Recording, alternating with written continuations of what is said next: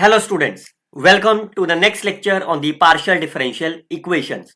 Today I will explain you what is the PDE. I will explain you with the help of the various diagrams and the real life applications. Myself Dr. Harish Garg. You can follow and subscribe my YouTube channel where you can find the playlist of the partial differential equations. Last lecture क्या था? We have discussed a brief idea and the motivation towards the partial differential equations. चलिए अब question है आपके पास what is the PD. बच्चों दो method है आपके पास, दो तरीके हैं आपके पास पीडी को समझने के। एक तो ये है कि मैं पीडी की सीधा डायरेक्टली आपको डेफिनेशन बता दूं कि जिसके अंदर पार्शियल डेरिवेटिव एग्जिस्ट करते हैं और ये examples and this and that.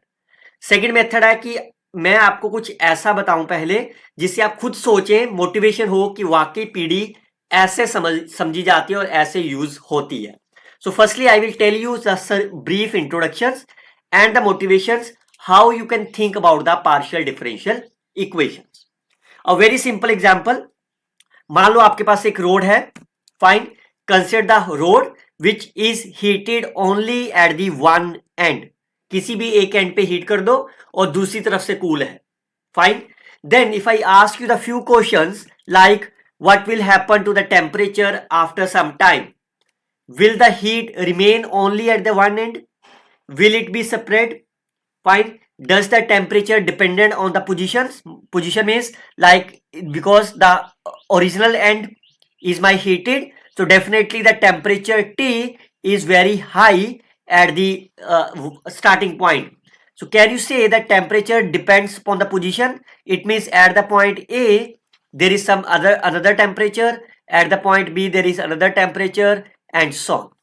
And does it changes with the time or not? तो क्या आप इसके आंसर yes और no में बताइए क्या हो सकते हैं आपके लिए। Will the heat remain only at the one end? Answer is no. Will it be spread? Yes, of course. Does the temperature depends on the position? So once it will be spread, definitely it will be changes with respect to the positions. And does it changes over the time? Of course it changes over the time. तो यहां इस simple example से आपने क्या सीखा? इसका मतलब जो भी इसका टेम्परेचर है दैट डिपेंड्स अपॉन, किसके ऊपर डिपेंड हो रहा है? किस टाइम पे निकालना है आपको और किस पोजीशन पे निकालना है। So that means the temperature of this particular rod is dependent on the position and time. तो कितने पैरामीटर पे डिपेंड कर गया ये? They are dependent on two variables or two parameters. Is it okay? Now you can see if it is heated at the one end, so the temperature is changes and the graph or the temperature spread over the time is look like say this case. Second question, if I ask you, if I consider U is my temperature, fine, which are dependent on the position X and the time T, then I can write the U is my temperature is a function of the two variables. Similarly, the question is, once we know the temperature is dependent on space and time, that means more than one variables, so definitely we need an equations to describe what is the temperature after the time periods A, what is the time period B and so on. तो एक चीज आपके दिमाग में definitely आएगी, जैसे ही आपके पास two variable हो जाते हैं and if you are interested to find the change in the temperature, तो change में आपके पास क्या आएगा? Because it is more than the one variables, so definitely we are interested to calculate the partial derivatives. यही आएगा ना? तो partial derivative के बेस पे we have defined the partial differential equations is del u by del t, which is equal to del square u by del x square, where del u by del t is represent the change in the time and second is a change in the space. Fine. जब बच्चों मैं आपको this is the example of the heat equation, जब मैं आपको heat equation का independent lecture explain करूंगा, then I will also tell you ये equation बना कैसे. Fine. Second example, मान लो आपके पास एक वाइब्रेटिंग स्ट्रिंग है जिसको हम गिटार बोलते हैं. फाइन. अगर आप इस वायर को, जो गिटार की वायर है, उसको आप थोड़ा सा शेक करिए आप, तो it look like say wave. Fine. तो इसमें क्या होगा? That's a vibrations are changes.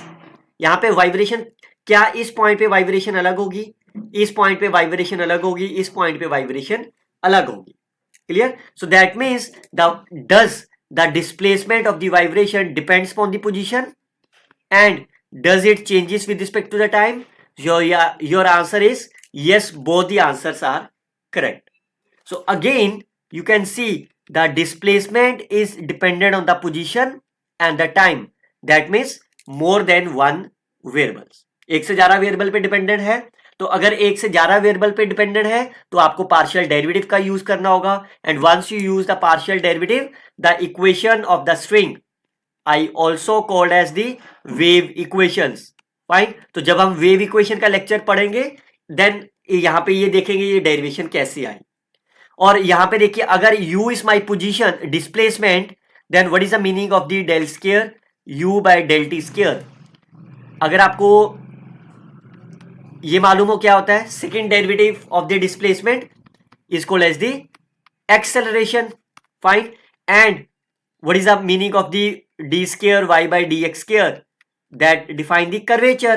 So the same meaning we can define del square u by del t square is a change in the time known as the acceleration. और ये जो आपके पास क्या define करता है, curvature. So we call as the curvature of the vibrational string. Now अब आप इन दोनों एग्जाम्पल में आपने क्या देखा कि whenever the quantity is dependent upon the space and time, means whenever the quantity is dependent on more than one variable, then the partial differential equation always arises. Fine. So this is the first motivation how you can think whether the example is a partial differential equation or not. जैसे एक और example देता हूं, consider the cooling, Newton law of the cooling. ऐसा ही होता है ना, अगर आप एक चाय, गर्म चाय लीजिए, उसके अंदर थर्मामीटर डालिए तो उसका टेम्परेचर चेंज हो जाएगा। This is the outside environment temperature. Fine. So can you say that temperature, Newton law of the cooling is a temperature. Can you say that temperature is dependent on the more than one variable? अगर इसका answer yes है, if yes, fine, तो then the modeling, जो भी इसका mathematical model बनेगा तो वो क्या बनेगा, PDE। अगर ये मोर देन वन वेरिएबल पे नहीं डिपेंड करता, मतलब सिंगल और सिंगल एक ही वेरिएबल पे डिपेंड करता है, then it is called as the ordinary differential equation. Fine. और we all know Newton law of the cooling आपने फिजिक्स में पढ़ा होगा easily, how you can define the temperature difference, del T by D T by D T is K T of the environment. तो यहां पे आप देखो T is my temperature, ये कितने पे डिपेंडेंट है, मतलब रेट ऑफ चेंज कितनों का आ रहा है, they are only with respect to the time. इसका मतलब सिंगल और सिंगल पैरामीटर पे ही डिपेंड हो रहा है, only on the one parameter. तो क्या ये जो इक्वेशन आपके पास है, ये जो फिनोमिना है, क्या ये मोर देन वन पैरामीटर्स पे डिपेंडेंट हुआ? नहीं हुआ। तो अगर ये वन पे डिपेंडेंट नहीं है तो इस केस में पार्शियल डिफरेंशियल इक्वेशन एग्जिस्ट नहीं करेगी। Fine. And that's why we can see it dependent only on the one parameter, then ordinary differential equations exist. Clear?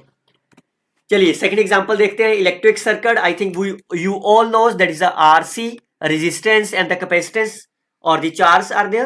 Fine. Can you say it is dependent on the more than one variables? So you can easily say that जो भी आपके पास series और parallel होगा, fine, आप उसके बीच में equation बना सकते हो ना, डिफरेंशियल इक्वेशंस। वो कैसे बना सकते हो? इधर you can calculate the current is same और वोल्टेज इज सेम। फाइन। तो अगर आपको Q is equal to CV निकालेंगे, fine, V is equal to IR ohms law, और I को आप क्या लिख सकते हो, dQ बाई dt। फाइन, ऐसे लिख सकते हो ना। तो यहां से वोल्टेज निकाल के you can write the equation dQ by dt is 1 over RC and we all know that is a resistance omega, frequency are there.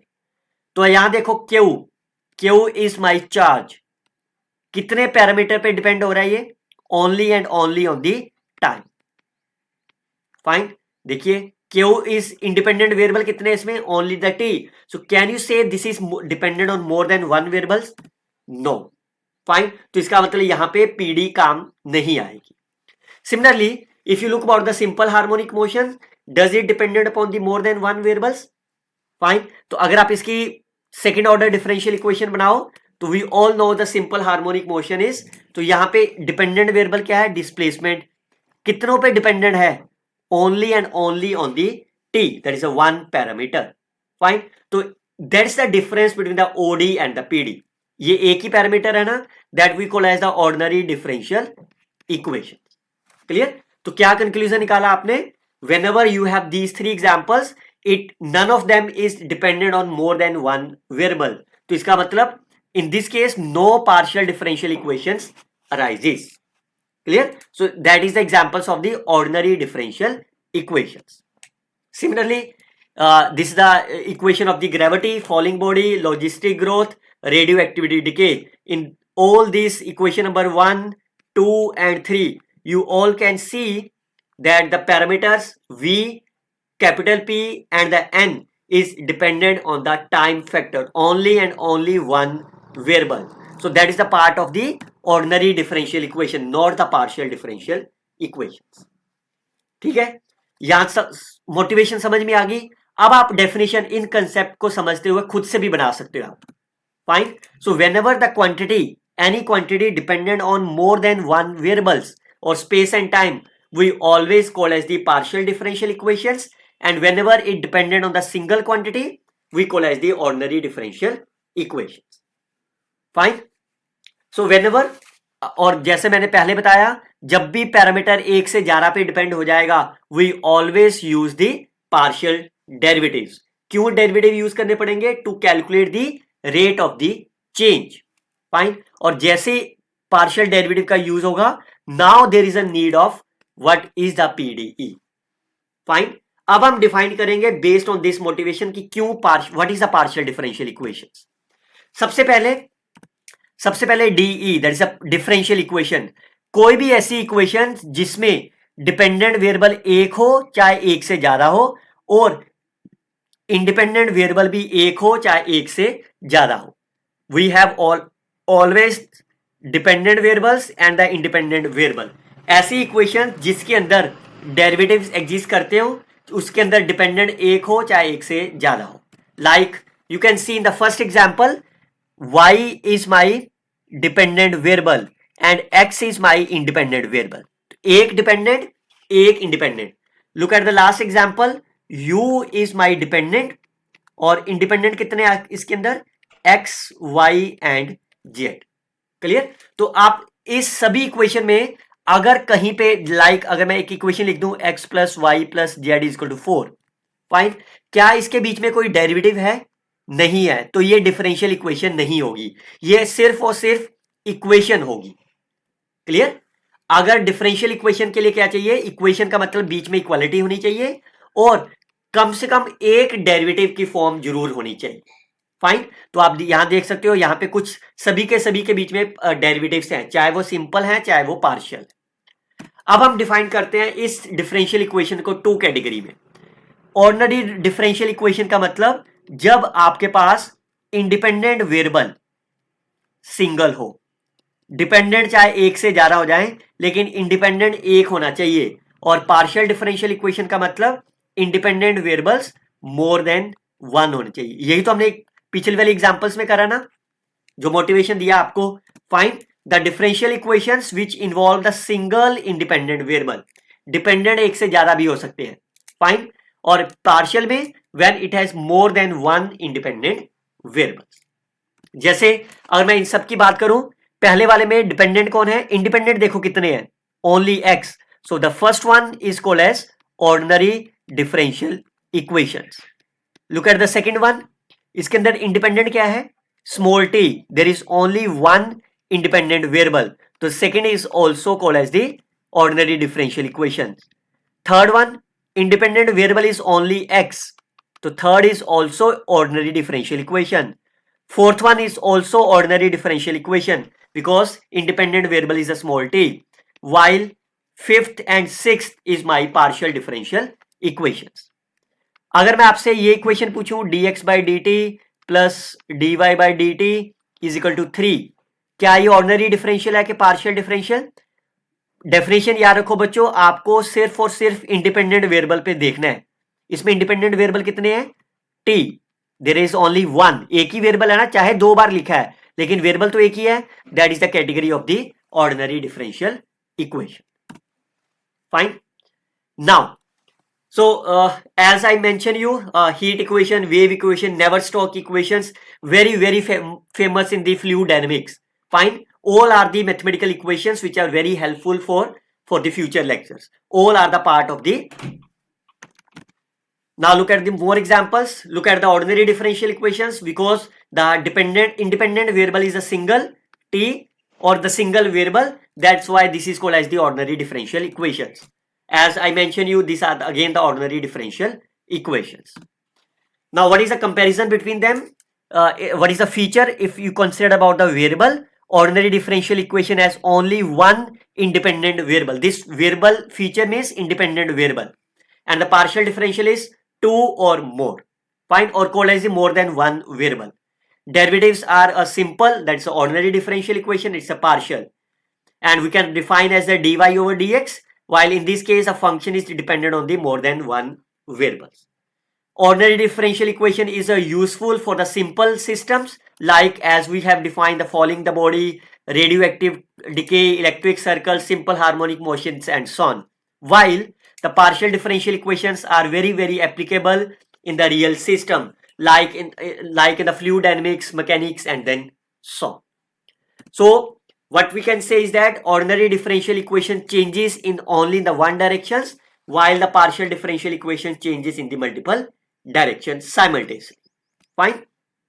Moreover, the partial differential equations, we can say it's a mathematical language which are used to describe how the real world system changes with respect to the space and time. And that's the major features why the partial differential equation is needed. So I hope you have really enjoyed this session too. We will see the next lecture on the linear and the non-linear PD. Till then, you can share this video with your friends, like and comment on the videos. Happy learning always. Best wishes to the students.